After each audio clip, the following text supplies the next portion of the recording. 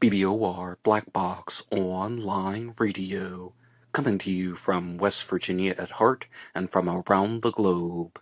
And hello everybody, today is Monday, another Zodiac Monday. Welcome to the show. How's everybody doing? I hope everyone had a good weekend. And it's been a while since I've done a Zodiac Killer news report for the Zodiac Monday segment, so I would like to give a big thank you to everyone who listened to the recent interviews that came out here on Black Box Online Radio.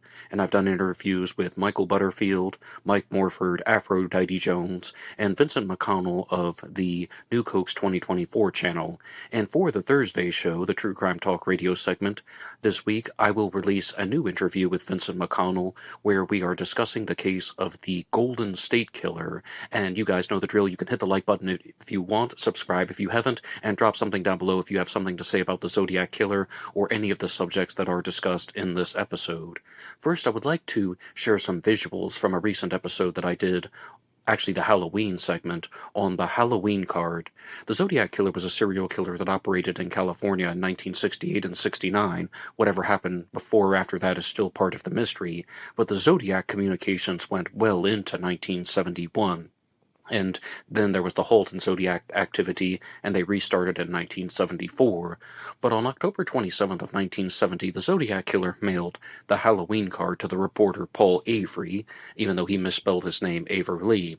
And these are the images that I wanted to share from the Halloween special, because I was discussing one of the claims from Skating Crow about how there are particular symbols on the Zodiac Killer's Halloween card, specifically at the bottom, where you have what is referred to as the Flying V or the VF cattle brand.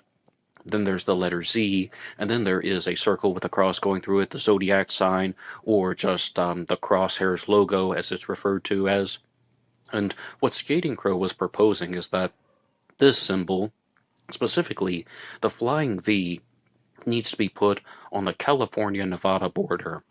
And she is not the first person to say this, but it's definitely a standpoint that she has, and her channel is called Skating Crow Productions. I also posted this in one of the Facebook groups called the Zodiac Killer Library, and some people were asking, well, what are the dots for, and where do the arms on this symbol go to? And the answer is, all of them are bodies of water.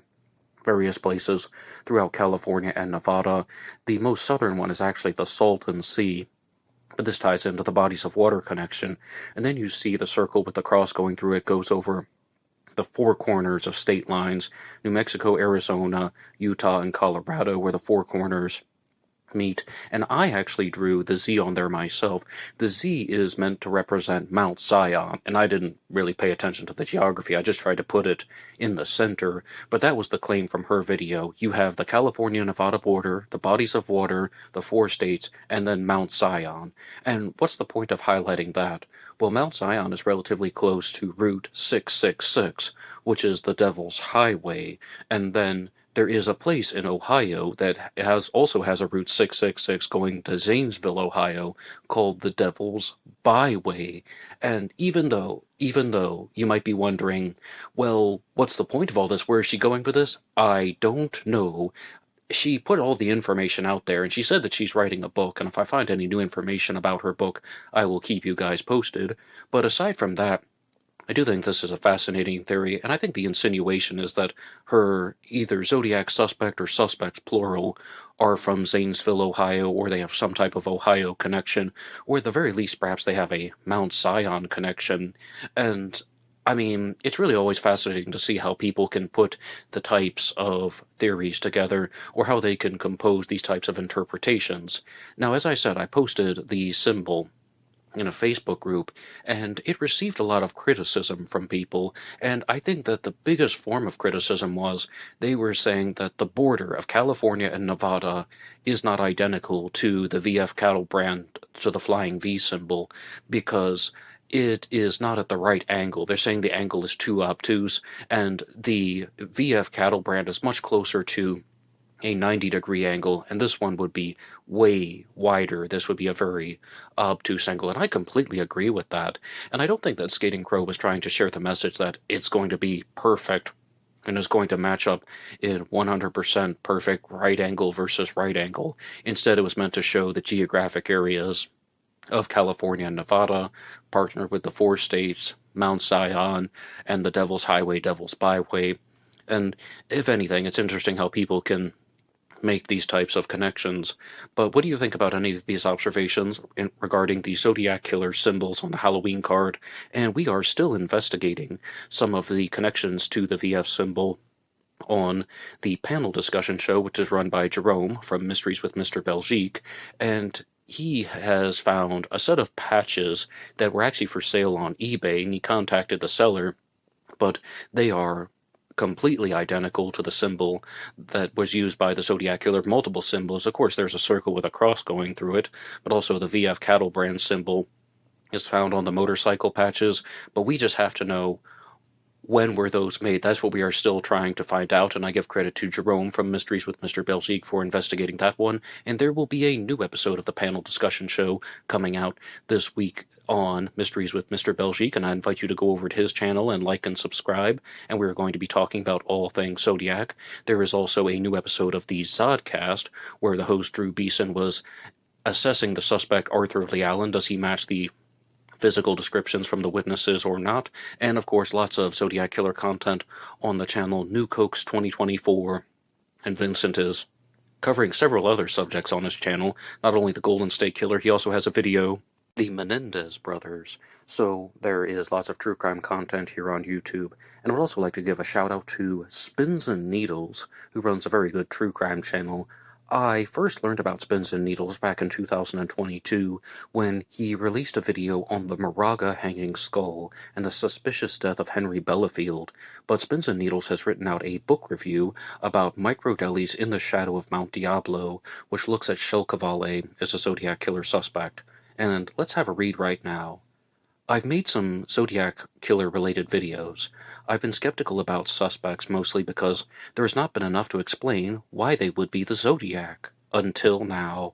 If you are looking for a good book on the case, I recommend In the Shadow of Mount Diablo by Mike Rodelli. His meticulous research is not just compelling, jaw-dropping, and shocking, it completely stands up to scrutiny. In other words, he backs up the connections he found and nothing is made up. He began investigating this case some 25 years ago. He wanted to know, did someone write an unusual letter to the editor of a San Francisco newspaper using his own name with Zodiac-related themes some 6 months after the first known Zodiac murders? Yes, someone did, and the writer warned of a bloody confrontation due to the direction of society. It's an extremely angry and harsh letter, and it is reproduced in the book, along with several other exhibits. The writer was Shel Cavale, a wealthy San Francisco businessman with a horse ranch in Napa and a mansion in Presidio Heights, just walking distance from the Zodiac's 1969 murder of Paul Stein, the taxi driver. The police even spoke to Cavale that night when they arrived looking for suspects. One of the most fascinating aspects of the case are the many personally significant dates of Cavale that line up with the Zodiac crimes. Even more incredible is the all-new behavioral profile based on the crime scenes provided by the famous Richard Walter of the Vidocq Society, which directly points to a man like Shel Cavale. It's all explained in an easy-to-understand way. Criminal profiling has evolved, and this book helps explain why a successful person is in need of a supreme challenge, and he might fashion himself into an equally successful and deadly criminal, achieve what they want from it, and then stop. The book is amazing. It changed my mind about the Zodiac profile and why he has not been caught. What Rodelli found as a person of interest cannot be easily dismissed. I can't go over everything, but we know some people crave danger, excitement, and challenges, and even publicity. Cavale was such a man.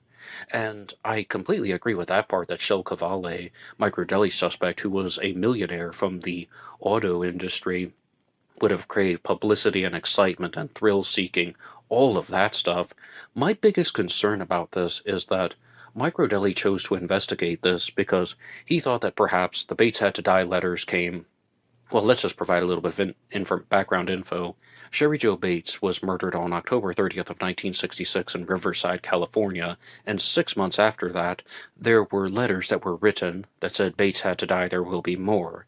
And Rodelli began to think, well, now wait a second, even if the Zodiac Killer didn't murder Sherry Jo Bates, these letters are signed with a Z, so he was thinking, well, maybe the Zodiac wrote the letters. So Flash forward to 1969, 6 months after the first Zodiac crime, the Lake Herman Road murders. Maybe the Zodiac wrote letters to the editor under his real name 6 months after the Lake Herman Road murders. But I would like to turn it over to you guys. Does the revelation from 2021 indicate that perhaps the Bates Had to Die letters were a hoax, and that Mike Rodelli's initial reason for looking into his suspect at all could have been perhaps completely misguided? I thought so at first, but I mean, all you would really have to say is that even if the Zodiac didn't write those letters, he just had to have been familiar with the news story, or perhaps there's just something different altogether. I mean, when I said familiar with the news story, think of it this way.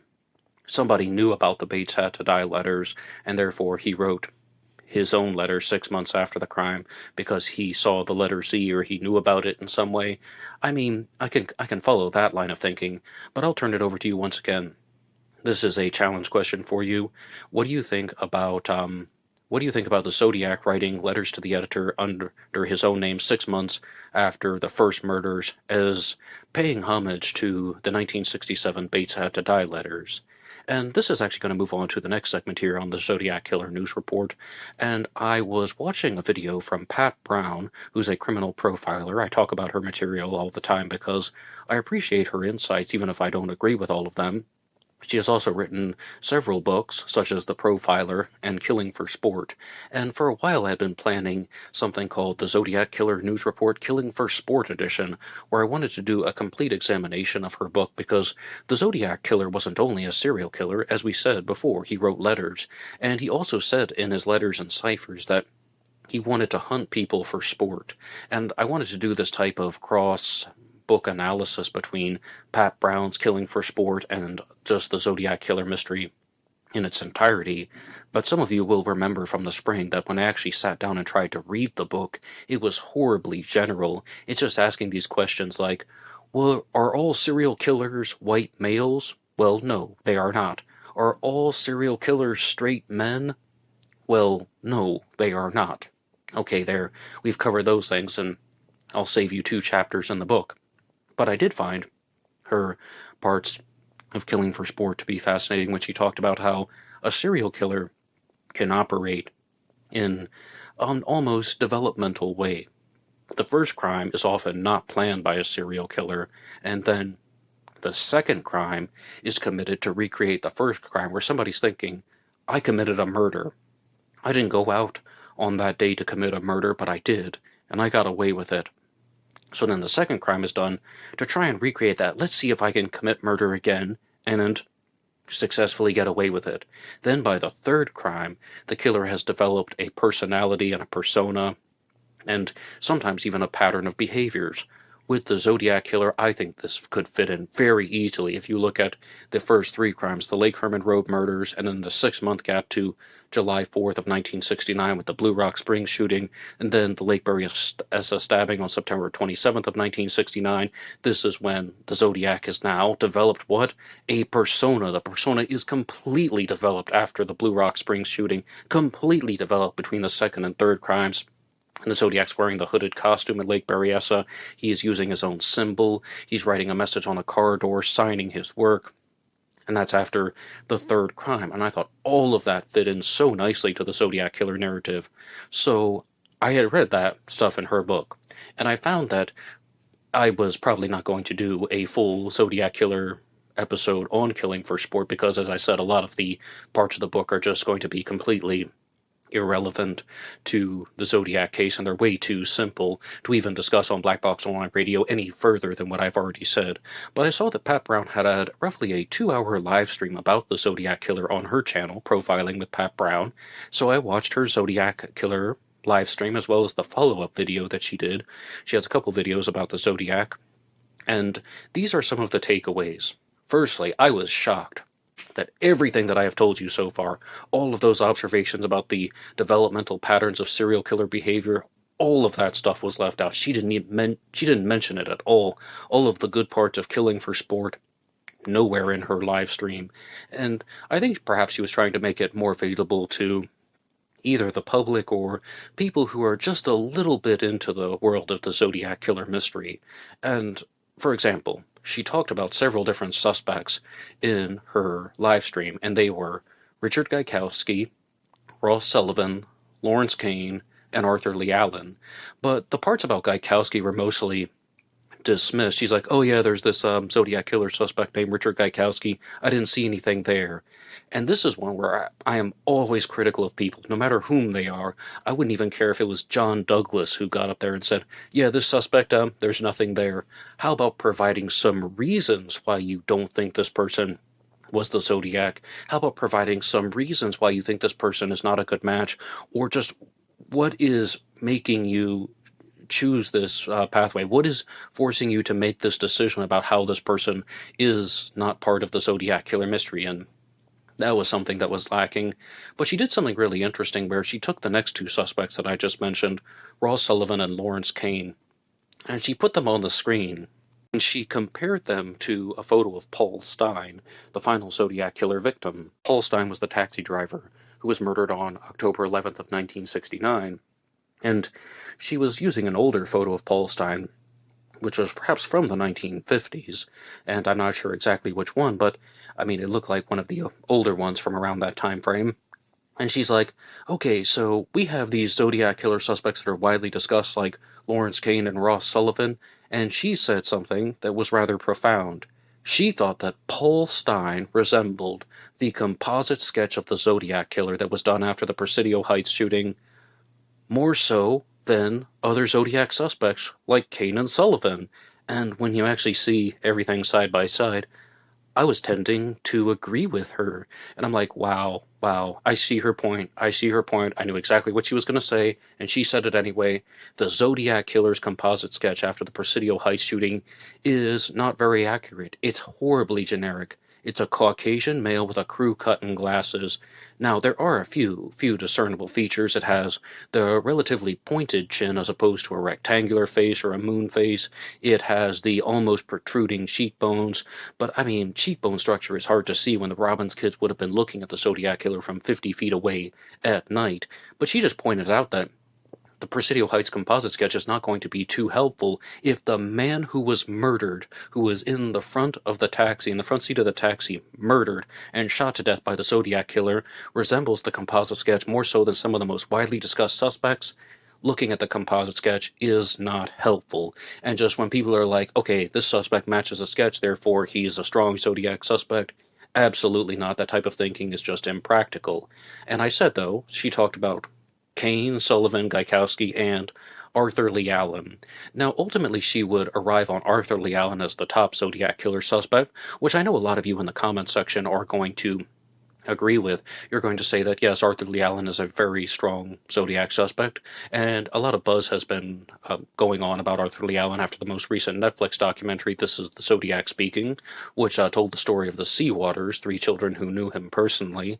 But the points that she was looking at were, the Zodiac Killer was really smart, but also he was really dumb. And, I mean, this is more or less directly from her. I mean, I'm paraphrasing a little bit, but this is mostly everything that she has shared. And when she says smart, the Zodiac created ciphers that required intelligence. Maybe not the 408 cipher, which was a symbol substitution cipher, but the second cipher created by the Zodiac Killer, the 340, that took intelligence to create. Even if the Zodiac isn't a master cryptologist or some person who worked for the FBI or the CIA or something, it required intelligence. And Arthur Lee Allen was somebody who could be both smart and dumb. And when she says dumb, she's pointing out that the Zodiac is presenting himself as a dumb person from time to time, particularly with the misspellings in his letters. The Zodiac would misspell words that you wouldn't expect somebody to misspell, such as the word Christmas or the word kid. And she's like, even if someone is barely literate, normally they can spell the word Christmas because they're exposed to it so frequently on signs and packages and advertisements and so on, and the word kid has 3 letters, yet the Zodiac spelled it C-I-D. And she's like, what type of person would do something like this? How about someone who works at an elementary school, works with children, spends a lot of time around children? And that would be Arthur Lee Allen, someone who is very intelligent, but also toned down because he's working with children.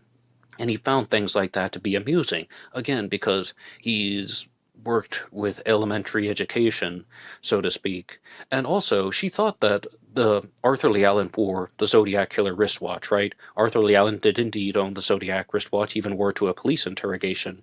And an interesting point that she brought up was she thought that the name Zodiac was just taken from the wristwatch, because she's like, the Zodiac Killer is pulling from all types of influences. I mean, we're talking like books and comic books and musicals like The Mikado, and specifically, she looked at one that may have influenced the Zodiac, and it was from the writer Jack London. Jack London is perhaps most famous for books like White Fang and The Call of the Wild, but she was citing a different book, and the name has escaped me, so I'm going to go back and watch her live stream, and maybe I'll do a bigger segment on it for Zodiac Monday in the future. But the whole point is, she's like, the Zodiac is not a very original thinker, he's just pulling the stuff out of different sources. Even The Most Dangerous Game, which talks about what? Killing for sport, hunting people for sport. That's also something that isn't originally from the Zodiac's mindscape. So instead of just thinking that the Zodiac is some deeply profound thought that he was probably just glancing down at his Zodiac watch, and that's how he took the name. He just borrows easily from other places. Zodiac watches were popular. Arthur Lee Allen owned a Zodiac watch, and you can see how that all ties together. But there is an interesting challenge question that was raised by Pat Brown, and I'm going to ask it to you guys because you know that I can't resist challenge questions. And the challenge question was, why did this person call himself the Zodiac and not Zodiac? Why did he say this is the Zodiac speaking as opposed to this is Zodiac speaking? And I think I can actually answer this because there is just something in the English language that we have when we say like the signs of the zodiac. See how I just set it off right there, the signs of the zodiac. Or in China you have the Chinese zodiac, and the whole system is called the zodiac. I don't think there's an ounce of depth in that. I don't think there's any mysterious reason why he said this is the zodiac speaking, because that's what it is. It's the zodiac symbol. You're going to use that in the English language very naturally. So I really don't think that there's anything shocking about calling himself this is the Zodiac versus this is Zodiac. Now I do want to point something else out, and that is that this is maybe a linguistic issue with a story that's told by Ralph Spinelli in the documentary His Name Was Arthur Lee Allen, to provide some counterbalance when Ralph Spinelli is the person who is working with the club, and Arthur Lee Allen comes up and he says that he wants to be the club's enforcer, more or not. He wants to be Ralph Spinelli's enforcer, more or less. And what he says is that I'm Zodiac, and Ralph Spinelli pointed out very clearly in that documentary when he said, he didn't say I'm the Zodiac, he said I'm Zodiac. And I know I might be hyper-analyzing that too much, just leaving out the word the, but the Zodiac Killer didn't, because he was probably thinking about the Zodiac and the signs of the Zodiac. Maybe Lee Allen said that because he was thinking in a different way. And you guys know that I don't think the highest of Arthur Lee Allen as the Zodiac Killer suspect. If anything, I just put him at a mid-level. But I do think that it's really interesting that a professional profiler like Pat Brown puts zone in on Arthur Lee Allen. And as previously stated, I had the opportunity to interview Aphrodite Jones, and she also said that Arthur Lee Allen was her top Zodiac Killer suspect. But what do you think? You can weigh in the comment section down below, and please give your response to that challenge question. Why did the Zodiac Killer call himself the Zodiac and not Zodiac? Do you agree with me that it's just a common use of the English language, or do you think that there is a deeper meaning involved? And I also want to remind you guys that in addition to hitting the like button and subscribing and downloading the show for free on Spotify under the names Black Box True Crime or Black Box Podcast, and not only Spotify, anywhere you get your podcasts, you can use those names to find this program, but you can also support this channel with buymeacoffee.com, buymeacoffee.com/blackboxned88. That allows you to make a donation or contribution to help support the show, and anybody who makes a donation will get a shout out on Zodiac Monday. And you can also use the super thanks and super chats here on YouTube. Super chats are for the live streams, but you can use the super thanks on any published episode. And I would like to get to your shout outs right now. First, we have one going to Batman66. Batman66, thank you so much for your regular and consistent support. I really appreciate that, and everything that you do helps out the channel. And not only talking about like contributions, but helping out with the shorts that come out Monday through Friday here on Black Box Online Radio, and the shorts mostly talk about serial killers, but any subject in the true crime world is fair game, and even a little bit beyond when we discuss things like conspiracy theories. And I recently learned that there is a shorts live stream feature that has been added to YouTube when it's mostly geared about making the live streams focused on the subscribers who follow the YouTube shorts. And I'm going to explore that in the future and see if there's anything worthwhile there. But also I invite everybody to check out some of the YouTube shorts, again mostly talking about serial killers but different aspects of the true crime world. And our next supporter is River Prawn Pottery. You two guys have been absolutely amazing, another regular and consistent supporter. And joining in is CZ Guy, the next supporter, and CZ Guy has also become a regular and consistent supporter. I thank you so much, and it really means a lot to me. And also I would like to give a shout out to Brian, who has provided a lot of the images that you're looking at going by on the screen here for Black Box Online Radio, and Brian sent these to the Facebook page, Black Box Online Radio well, that's just the Facebook page for Black Box Online Radio, but for larger things, you can send them to me at blackboxonlineradio@AOL.com. You can also get me on TikTok and Instagram under the names blackboxned88. I'm a lot more active on Instagram than TikTok, though. And, you can always get my personal Facebook, Ned Dahan. Lots of ways to keep in touch. But I would like to continue with the discussions about the Zodiac Killer, because there is a new interview that was done with Steve Hodel, who is the author of books not only about the Zodiac Killer, but also about the Black Dahlia Avenger. And this came out on The Sun's YouTube channel. You can find it by searching for The Sun. And Steve Hodel is a believer that the Zodiac Killer and the Black Dahlia Avenger are one and the same, that his father, George Hill Hodel, was both of these criminals. And this interview was not very well received. This is one where a lot of people were just giving pushback because they're saying he opened the interview talking about his books. Like, the first words out of his mouth were, my books this, my books that. And they just thought that this was done for commercial purposes. And I can completely comprehend about how somebody who has written multiple books wants to get people to read them. Sure, that's one of the parts of the game. But they just thought that this was a grift, or that this was for profit. And not only for profit, but for profit in a disingenuous way, based on the amount of books that Steve Hodel was promoting. And he has, I don't even know how many books he has written at this point.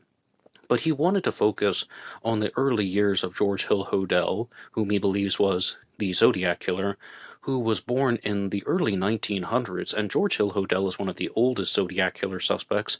He would have been at least 61 years old at the time.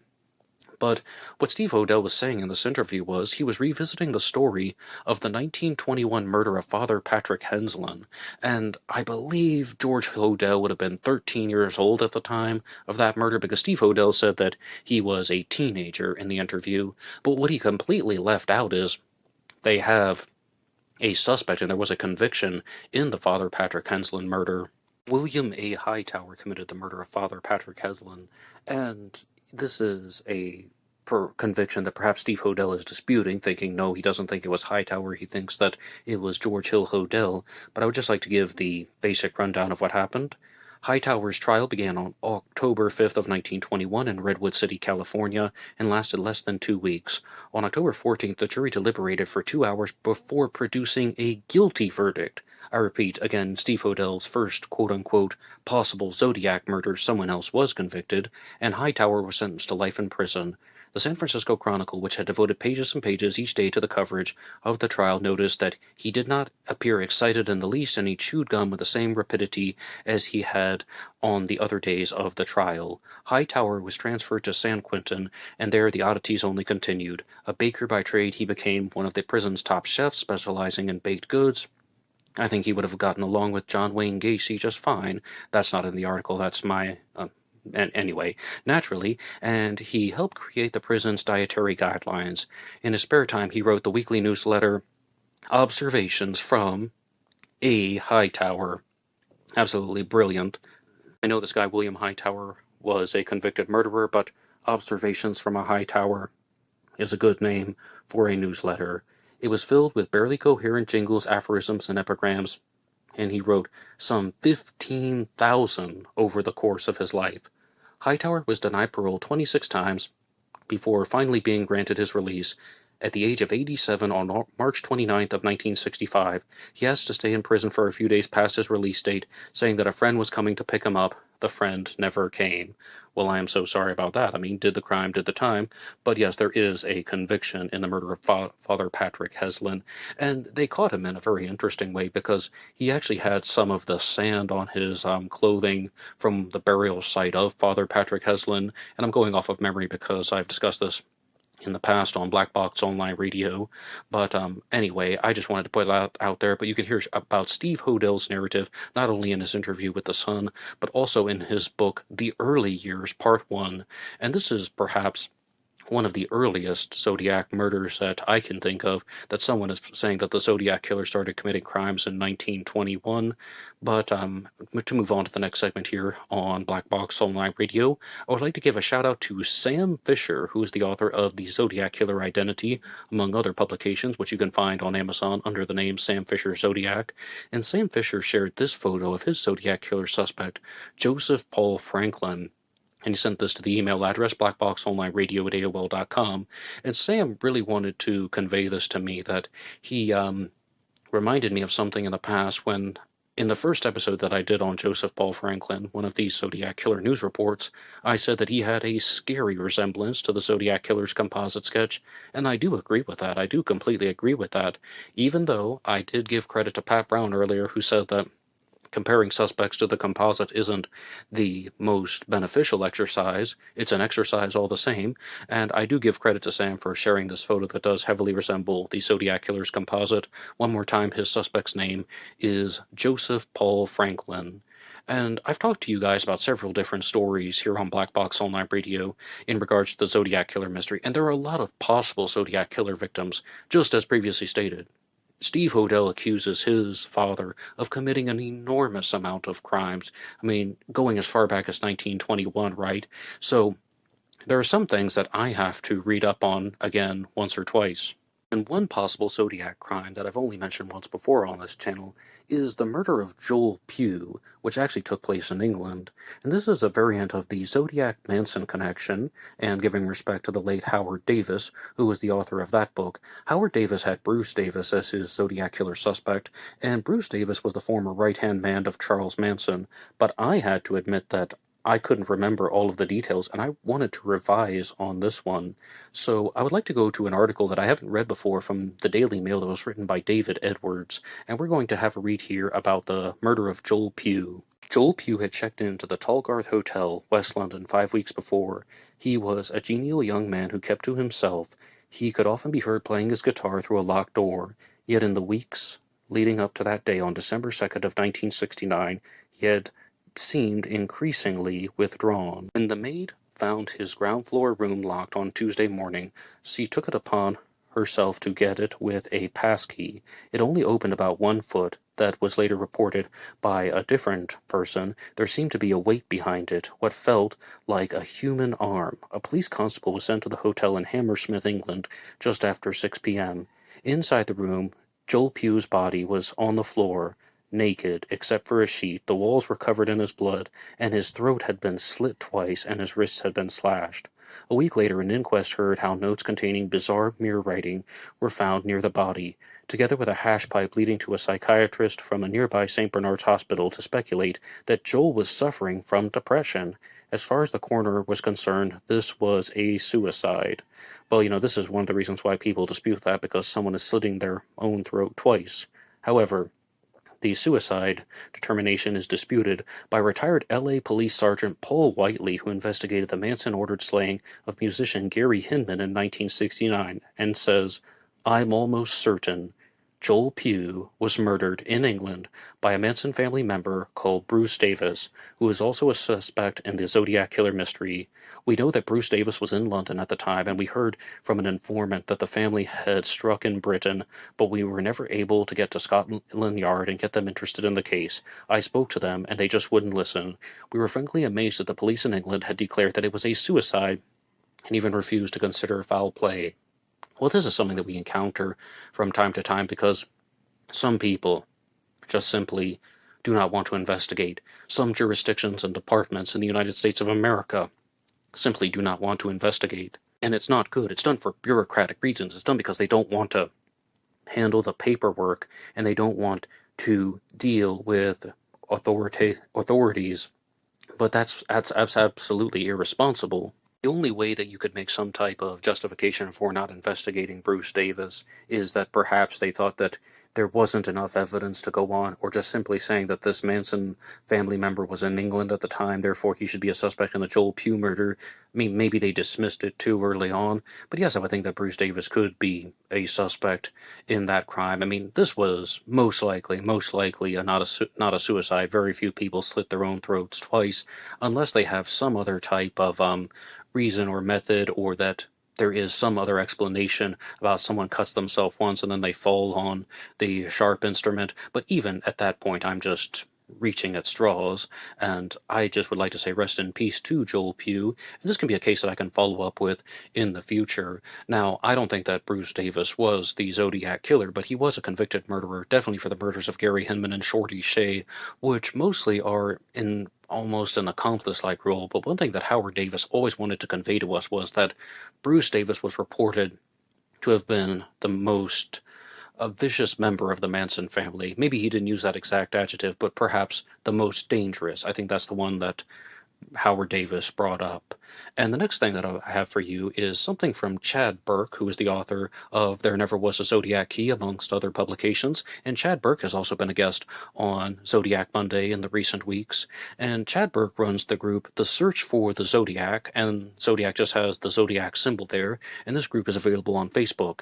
And Chad Burke has launched his new segment called the Zodiac Report, and that of course caught my attention. Zodiac Killer News Report, Zodiac Report, and this is one of the recent ones that Chad has written out. And again, these are text things that you can get in his group, The Search for the Zodiac, and this one is called Loose Lips Sink Ships, and I would like to have a read here. A constant bit of bogus Zodiac trivia out there is that Arthur Lee Allen was stopped and given a ticket on the day of the Lake Berryessa stabbings, but records have indeed proved this to be false. Furthermore, it was claimed after that same said attack that an unnamed detective, visited Bob Luce and spoke of a bigger man who had evaded them at the lake, to which supposedly the old boss of Lee's said a comment about an old worker that may fit the bill. The culmination of this so-called meeting, leading to Arthur Lee Allen forced being injected into the Zodiac Killer case on October 6th of 1969, when he was interviewed by Sergeant John Lynch of Vallejo PD, for reasons yet to be made clear. Arthur being a man of the focal point of police ever since then. Was a tip not recorded in a high-profile murder investigation? I highly doubt it. That, and the evidence tends to point away as for right now.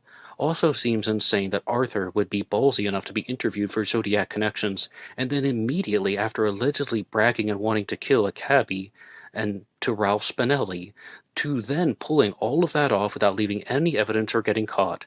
He was either super lucky and good, or framed. So, was Arthur Lee Allen the criminal mastermind, or perhaps just a man who knew their police game all too well?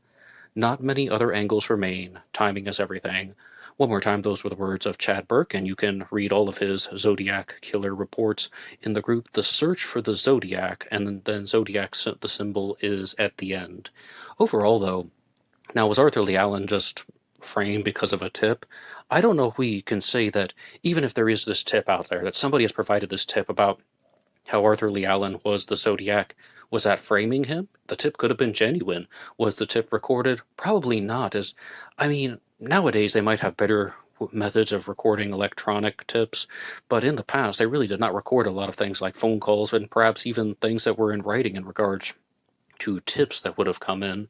Now, if there is somebody in Arthur Lee Allen's circle that matched the description of the Lake Berryessa stabber a little bit better, or, excuse me, the man who was seen at Lake Berryessa, that could be something. But what I think is much more fascinating about that post is what Chad has written at the end when he says, was Arthur Lee Allen just really smart?